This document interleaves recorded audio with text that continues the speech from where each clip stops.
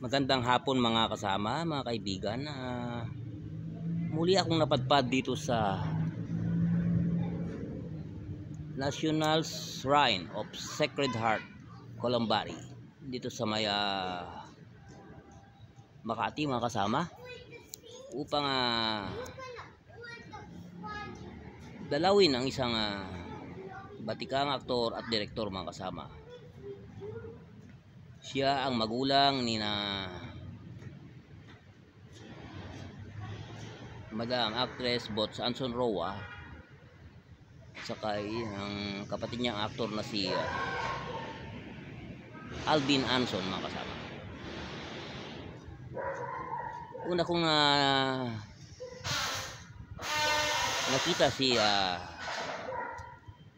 Alvin Anson sa sa shooting ng Showdown in Manila. Yan, na-meet ko yan si Alvin Anson mga kasama at kukwentuhan din kami mga kasama. Kinikwento sa akin na isa din siyang American citizen daw mga kasama. Ito si Alexander Nevsky, kausap ko rin kung naitatanong ko sa kanya noon kung ano ang magdidirect ng pelikula kasama, kasi wala naman na makikita pa doon na nakasulat or na kung sino yung director. Yun, nagkukwento sa akin nga si Mark Dacascos, siya ang director. Nakausap ko rin si Mark, nagtanong din ako kung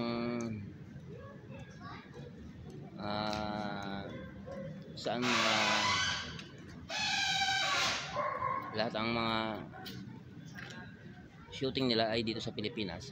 Sabi niya, kaya Showdown in Manila ang title nga mga kasama.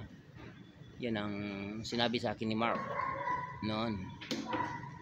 Yan talaga mga kasama, sa totoong buhay na-meet ko rin mga Hollywood actor na mga yan sa mga kasama. Tia Carrere, yun.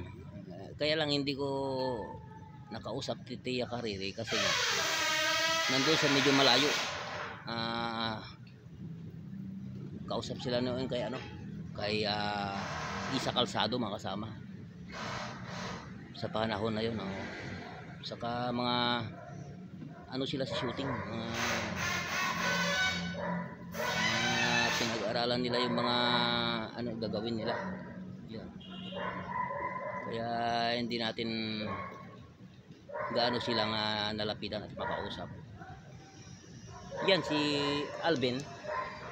Yan, medyo matagal-tagal din kami nagkwentuhan. Doon ko kinikwento nyo kung ano siya. Kinikwento na sa akin na PhilAm siya mga kasama. Yan. Ito yung libingan ang papa ni Madam Bots Anson Roa at saka si Alvin Anson mga kasama. Siya si Oscar Moreno G. Anson. October 25, 1921, namatay July 19, 2003. Yan siya. Yan ang magulang nila mga kasama.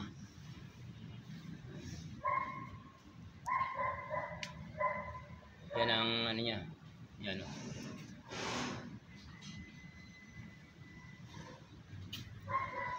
tagal na pala. 2003 namatay mga kasama. Yan ang kanilang dito na nakalagak ang kanyang abo mga kasama sa National Shrine of Sacred Heart, Columbari, dito sa may Makati mga kasama. Yan. Hapon na mga kasama, mag-alas 6 na. Ito yung simbahan ng National Shrine. Yan. Yan naman. Mukhang may mga... Salamat sa panonood sa aking vlog mga kasama at magandang hapon sa inyong lahat. God bless. to all of you, ating mga kaibigan, saan man kayo naroroon, nasa Pilipinas man o saan panig ng mundo. Magandang hapon sa inyong lahat.